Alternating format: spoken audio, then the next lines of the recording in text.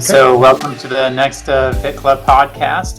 On today's podcast, we have Nick Connor, and I'm going to let him introduce himself. But can you also tell us a bit about your journey to your current position? I can sure try, Mike, and would love to hear from you, Mike. You and I work together. If you feel like I'm getting it right with what I do. So my name is Nick Connor, and I am the community liaison with Montpelier Roxbury Public Schools.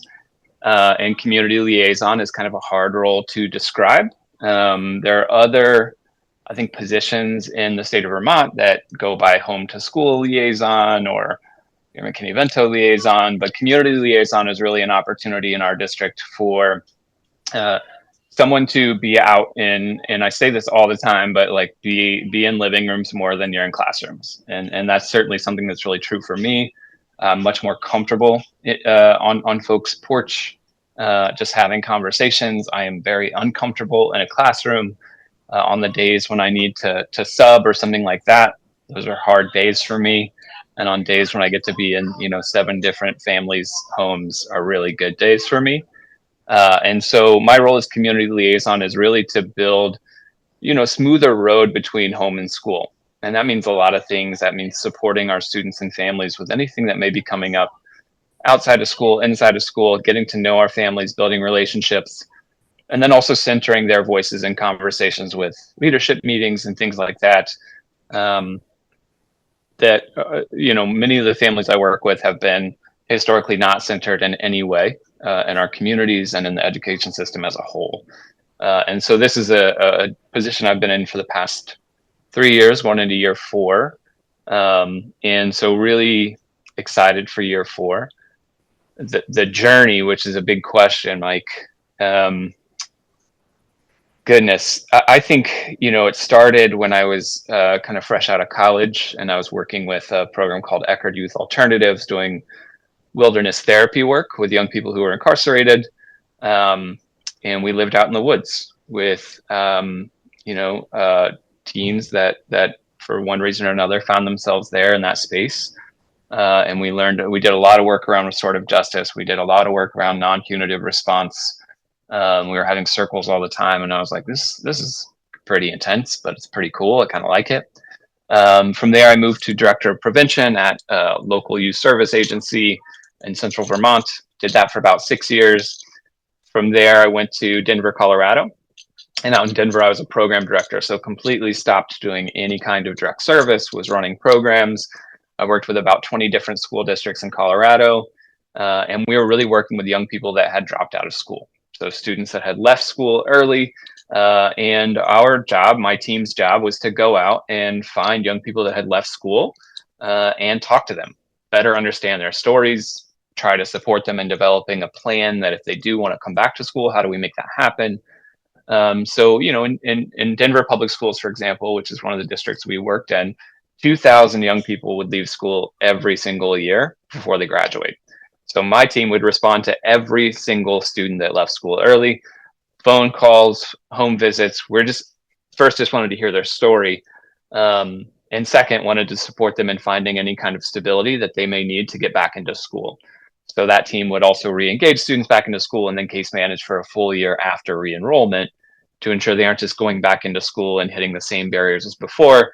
But they're really able to kind of have an advocate in their corner and somebody there for them when things get hard, and they inevitably will get hard. So I was able to translate a lot of that work into the new position of community liaison, and really work to hear the stories of our students, the stories of our families, center that in decision-making in our district, and also just spend time with them, get to know them, and work to build trust between schools and our families. How's that, Mike? Nailed it. Yeah, it's pretty fascinating. And I may want to return to a couple of those things and see what kind of linkage there is to the work that you're doing now and the trends you're seeing now. When you think about the district and your role within the district, what are some of its biggest challenges you're facing right now? Yeah, that's a good question. In our district, and I think probably many of my responses will be true of many districts, not only in the state, but in the country. One of the big challenges is meaningfully engaging young people. right? Young people need a variety of things to meet their needs. When I'm out meeting with families, there is a power dynamic that exists between schools and our community. And again, I think this is more of a universal truth, but schools as an institution hold a great deal of power and our families don't. And that's the way the dynamic has been set up. We tell them how to engage with us. They don't tell us how to engage with them. And that's a real issue. And I think, a challenge that we in our district have for sure. So that's, I think one big challenge for sure. To add on to that is historically marginalized young people are not always served well. Mike and I talk all the time about what is disproportionality and how are certain students overrepresented or underrepresented, and how do we have systems that reinforce that without us even knowing about it. That is a huge challenge in our district. And I think, another potential challenge is just, it's actually really hard for me to think of challenges. Today is the very first day of school in our district, and I've been to all of our schools already. I've been at bus stops this morning, and the energy is so high that it's hard to go down the challenge route. But yeah, I think I'll leave it at those two, because I think those are kind of front and center on my mind. So I've got two things for you, Nick. One, I'd like you to define chronic absenteeism, what that means. Okay. But then two, and this is kind of a deeper thing. We work with VTCLA, we work with curriculum leaders. Mm-hmm. And it wasn't until I started working with you that I really made the connection between chronic absenteeism and curriculum work. Yeah. Can you talk a little bit about how chronic absenteeism and a focus on student engagement delves into curriculum, SEL, special education, all those connection points, how you've seen that kind of evolve as a relevant thing? Yeah, absolutely. And may need guardrail support here, because this is something I care a great deal about and just can start going. So chronic absenteeism is when a young person misses 10% or more of the school year. We are talking about excused absences. We're talking about unexcused absences. We're talking about suspensions. Anytime a young person is not in the building is lost instructional time. And I can kind of get in trouble for saying this, but I don't always care if it's excused or unexcused. Excused or unexcused is just one person. Like in the state of Vermont, we don't have defined strict parameters as to what is an excused absence and what is an unexcused absence. Some states do have really strict parameters that come from the state. We don't. So what it comes down to is folks just being like, I don't know, is this excused? Is this not excused? We bring in internal bias. We bring in a whole lot of things. So that's why chronic absenteeism is a really essential way to look at student engagement. To be chronically absent is to miss 2 days in a month. That's it. You miss 2 days in a month, you've missed 18 days in a year. If you've missed 18 days in a year, you've missed 10%. You look at our school calendar, the month of October has about 18 student days. So it's only 2 days a month, but you're missing an entire month of school. And so this kind of brings us to, how this intersects with curriculum, how this intersects with the classroom, how it intersects with social emotional learning. To be clear, first and foremost, if that student's not in the building, they're not getting any of that. They are not getting social emotional learning in the curriculum. They are not getting access to their education. And so when we are only historically looking at things like unexcused absences, which is kind of the model it's always been that we know is truancy, it's written into our law in the state of Vermont. It only cares about what folks have said unexcused absences, and you've hit so many. It's about compliance. It's not about partnership. It is oftentimes criminalizing poverty. You look at the young people that have gone through any of our truancy frameworks throughout our state and beyond, 99% of those families are facing some sort of economic hardship. So when you really shift that mindset from compliance to partnership, you're working to understand and support versus demand and comply. And that's huge.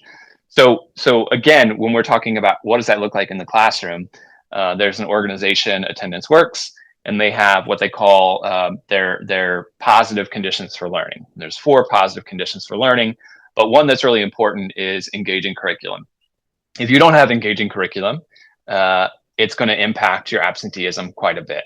If you don't have a way that young people, and this is on both sides of the curriculum, right? We're talking about representation in our curriculum, but we're also talking about just really meeting young people where they're at on both sides and all sides. And what I mean by that is I talk to students here at the high school who will say, Nick, cool, I know I should be in school every day, but I have all fours and I'm acing everything. I'm like, you can miss 30% of the school year and ace everything.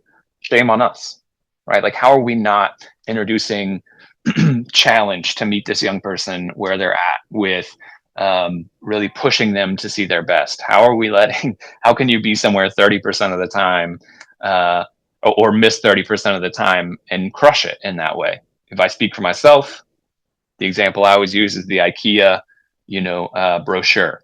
If I've got an instruction manual from IKEA or any kind of furniture, and I rip out 10% of the pages randomly, no chance am I building that thing well. No chance. And so I think about that a lot. And so when we talk about the intersection with our classrooms, ask any kid why they come to school. And many of them will quickly reference a teacher. They will quickly reference a relationship. And so that's huge, right? When young people are missing school at that 10% mark, all the research shows your academics start to drop off. All the research shows your social emotional wellness drops off. In classrooms that have high rates of chronic absenteeism, which is another reason this is really important to look at, it's going to slow down instruction dramatically. Our teachers are spending much more time doing a lot of the reteaching. And it's going to slow down instruction because our teachers are spending much more time doing classroom management, right? Students that are there every day can find routine and rhythm and an understanding and comfort in the daily routine. Students that are missing so much, they have to relearn how to school every time they're coming back into the building. They've missed a week here. They've missed a week there. They're not anchored in their relationships. So again, my big thing is like, you can have the best curriculum in the world, you can have all this stuff, but if a kid's not there, it doesn't matter. So if we aren't looking at chronic absenteeism as a metric, we're missing a huge mark.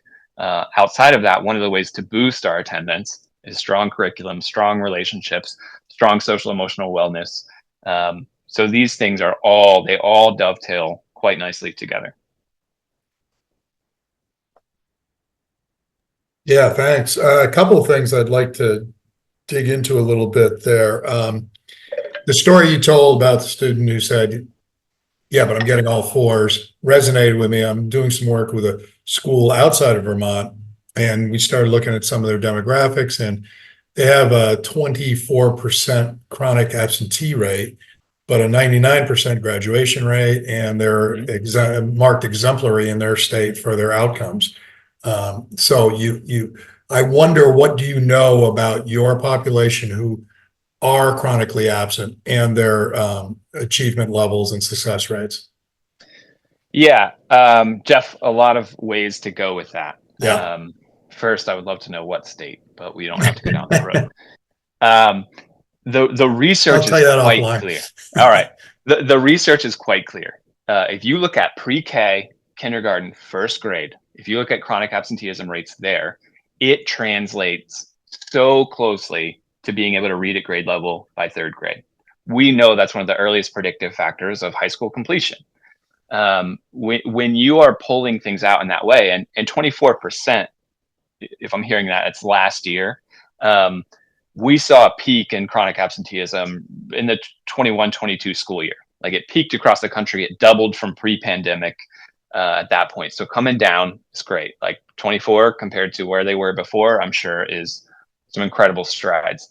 I'd also be curious to really look at the trajectory of students in that district. I'm also a data human, so I care a lot about clean data. I care a lot about comparable data. So those are things that are coming up for me. But yeah, I mean, I think everything that I've seen, everything that I've read in our community, there are certain predictive factors that are much more powerful than a student's identity, a student's life experiences, their zip code. That predictive factor is absenteeism. It is the leading indicator of inequity. So I would apart if 24% of students are absent, who are they, right? Mm-hmm. I could speak for my district and say, we had 19% chronic absenteeism last year in our district. The year before that, we were at 31%, right? Cool, great. We're seeing gains. We should be really proud of that.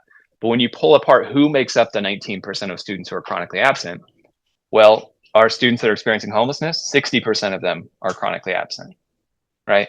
Our students that qualify for free and reduced lunch, they're in the 30%. So we really need to pull it apart and look at who are we not serving well. I'd also be curious how we calculate graduation rates. Students that transfer out, are they transferring out? There's all kinds of stuff. I worked with a lot with graduation rates in Colorado, and saw all kinds of ways that graduation rates would go up that don't truly reflect what's happening. So I'm not saying that that's the case for you, Jeff. But when I would see that, I would just want to pull that apart a little bit more, because I know in our district, those students that do leave school early and don't graduate, you can look back and see they were very clearly chronically absent for years before they got to that point. So I don't know if that hits your question, Jeff. Yeah, well, and let me just ask a little bit of a follow-up as it applies to your experience in your district and your past districts. You talked about the curriculum, and the anecdote you shared suggests that there's a problem with the rigor level and in terms of engagement. But I also wonder about accessibility and where those two things play out, and what you're seeing for trends. The majority of chronic absenteeism, when we think about curriculum, is it about making it more accessible, more differentiated, or is it more about rigor, or are those two impossible to separate? Yeah, I think it's both. I think it's all of those things. Every young person, and when I worked in Colorado, part of our re-engagement work was supporting a young person to find a school that actually worked for them. So when I was in, Denver or Boulder or Colorado Springs, there's a lot of like high school options, right? There's some what are known as alternative education campuses. There's the traditional model. There's workforce based, and people would always ask, like, what's the best school? What's the best school type? And it's like, there isn't one. It depends on the student. And I think the answer is still the same for you here, Jeff, where it's like, every young person is going to need a little something different. And so if we have differentiated curriculum, if we are ensuring that everything that we're doing is accessible, if we're looking at it from a lens of equity, we're going to hit the mark, because it's going to hit both sides. There's been a lot of research by a guy's named Nat, and he's from kind of a conservative think tank. And he's done a lot of work on the population across the country that is chronically absent. And it isn't just young people who are economically disadvantaged. It isn't just students experiencing homelessness. It hits every single person. And so in that way, yes, it's differentiated. Yes, it's high rigor. It's all of those pieces. We really have to understand our local community to really understand what is it that our students need. It's going to be a little bit different everywhere, but there are some common trends. Yeah, thanks. So I wonder about the role that families play in this, because obviously there's a role that the school's playing in trying to make things more engaging. And I was fascinated by the fact that you followed up with every single kid in Colorado and found out the reasons. And through that, I'm imagining there's a family dynamic there that's greatly impacting the absenteeism, whether it's not valuing education in the way that many of us might, or if it's something very different than that, it's obligations, et cetera. So talk a little bit about the work that schools could be doing with families differently to address this. Yeah, I think the first thing, and let me be really clear, because I think we all agree on this, every family wants what's best for the young person. Like, I firmly believe that. The vehicle with which they use to get there may look different, but they all want what's best for their family. And in all of my work, and I get a chance to do this work outside of Montpelier as well, I have never seen it where one of the primary reasons, secondary reasons, anything, is that families don't value education.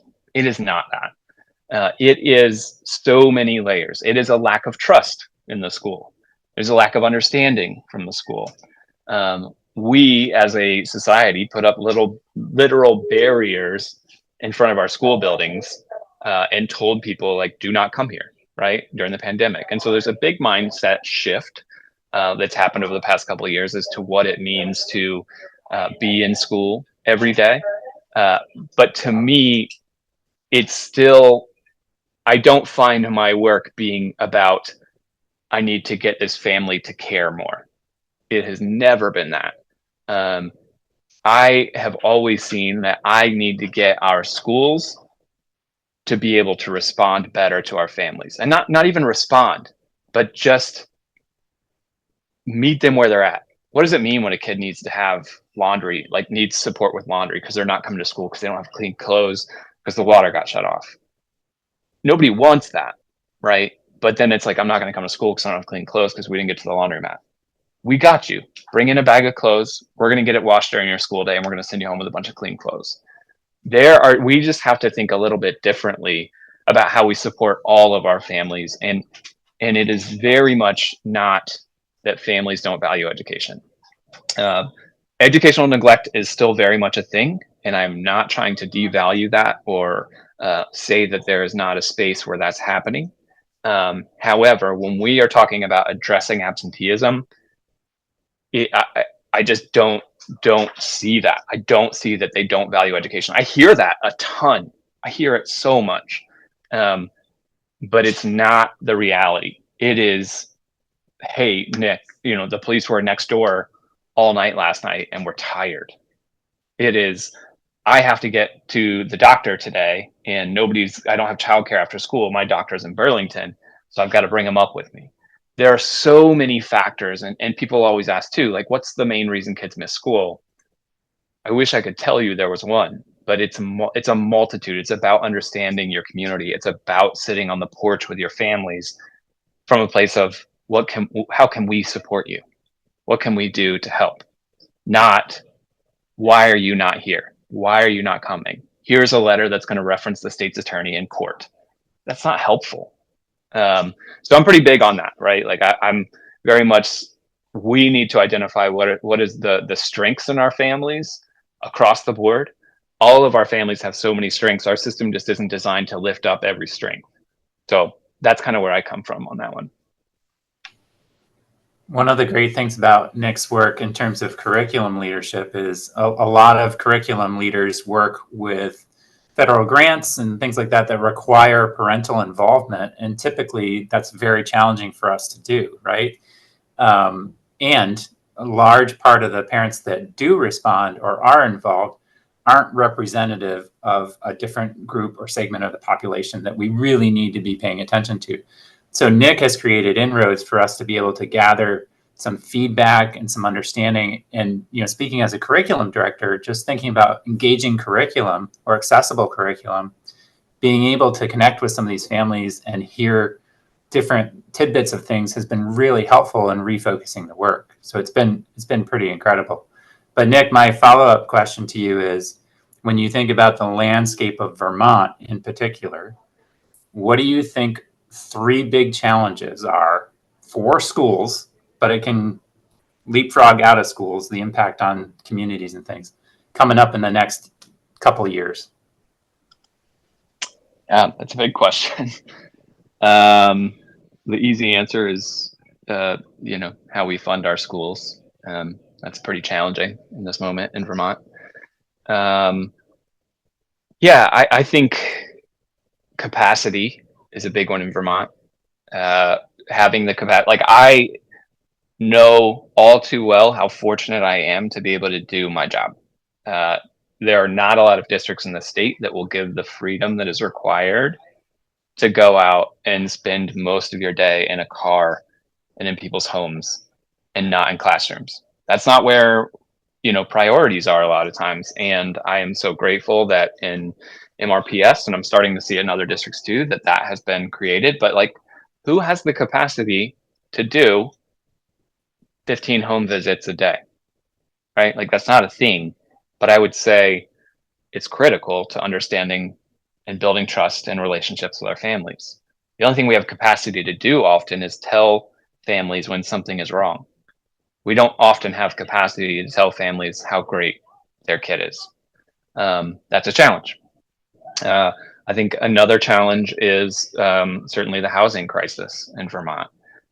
We are not alone in seeing the number of young people experiencing homelessness and housing transition skyrocket. And we don't have supports for these families.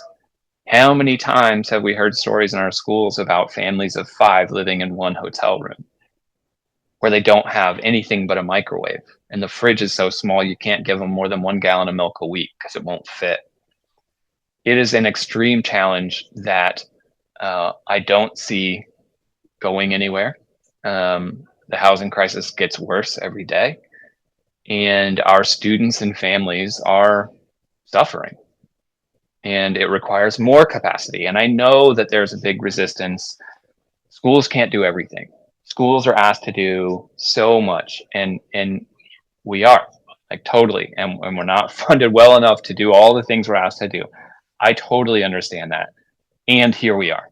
Those students are walking into our buildings every single day. Those are our students. So we have that responsibility, whether we want it or not. We have to continue to advocate. We have to continue to center these voices. So that's one. That's the second one I would say. The third challenge I would say is more systemic in the state of Vermont. And there are 36 states plus DC that in their ESSA plans have identified chronic absenteeism as a metric for their school quality metric. Vermont is one of the very few states that doesn't have that as a part at all. Vermont doesn't really talk about chronic absenteeism. And while I've heard grumblings and some things like, oh, we're starting to pay more attention, you could go on almost any state's website and find beautifully clean data about some of the most important metrics, including chronic absenteeism. No dig on AOE. I know that they're also overwhelmed and understaffed and have a ton to do. But like, if you pull up our data on our state website, there's no way you can make meaning out of that. There's no way that you can say, oh, I now better understand how to support my community. And so I think a big challenge in Vermont is that as a state, we have to actually say, this matters. This is a huge problem, and we need to invest in this. I can't remember what our school quality metric is. I think it's like phys ed and some other things. But I am a huge proponent that systemically we need to look at this, because it's the leading indicator of inequity in our schools, and we don't have it. So that's a big one for me. Yeah, thanks. I was thinking about our audience, and the folks who'll be listening to this will want to move beyond admiring the problem to some practical improvement strategies. And I think you just suggested one. Start paying much more attention to the data and making it more important, and start thinking about it as a qualitative measure. Anything else that you want to offer? Yeah, I mean, I would build on that. So Yeah. Don't wait on AOE. I would say in your schools and in your districts, center your data quality. If you're talking about absenteeism, there's not a ton of districts in the state where I could go to them and say, what is your chronic absenteeism rate? And for anybody listening or other folks, like, ask that question. What's your chronic absenteeism rate? You should know. Who makes up the students that are chronically absent? You should know. You can't get to the next layer of curriculum, of building relationships, of social emotional wellness if they aren't in your building. And it is an indicator that something is a barrier for that family. And oftentimes it's something that we have inevitably set up. So systemically, I'm all about data. I think you should center data on agendas when you're meeting with your teams. Mike is great at building data dashboards, those kind of things. Those are huge. I would also say systemically when we're talking about policy, things like that, whoever it is in the district that can review and evaluate your attendance policies, look at it with a strong equity lens. I would go to the Attendance Works website. They've got some great templates as to other policies and more promising practices around attendance policies. When we say things like you have to have a doctor's note for it to be excused, that's going to benefit one student over another. Who has access to a doctor? I mean, have any of us tried to go to a new doctor recently? Like, join the wait list. Who has a car to get to the doctor's office? Like, these are things that we just kind of like put in place because we don't trust families. Start trusting families. They want what's best for their kids. Like, we need to trust that. So when I think about those kind of things, come at decision making from that mindset. Trust your families. They like families. Me will lie, right? I will do things that are not the truth and say that to the school. But there's a reason I'm doing it. Like I don't feel trusted enough to actually be my whole self, whatever it is. So like we don't need to be lie detectors, and we don't need to build our system around thinking people lie, but we do. So from a policy perspective, I would really evaluate your attendance practices, think critically about what it means to be excused or unexcused, think critically about your truancy process, how you respond to students missing school. I know that's not hitting the curriculum thing on the head, but for me, that's like where I live, and those are easy wins, I think. Thank you. I really appreciate that. Those are some great suggestions and next steps for folks. Finally, we like to end by giving you a chance to give somebody in the educational world a shout out who's had an impact on your career, and here's your opportunity to give them that nod. Just one? Nope. Start with one.